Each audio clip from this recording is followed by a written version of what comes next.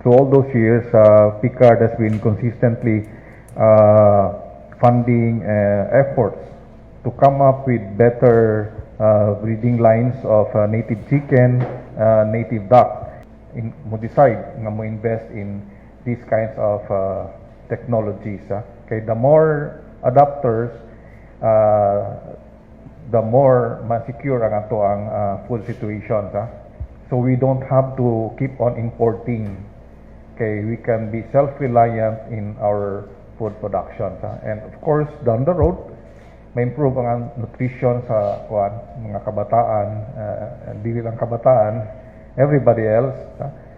And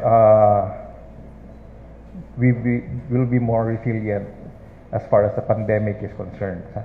So that's all I can say for now. Daghang salamat.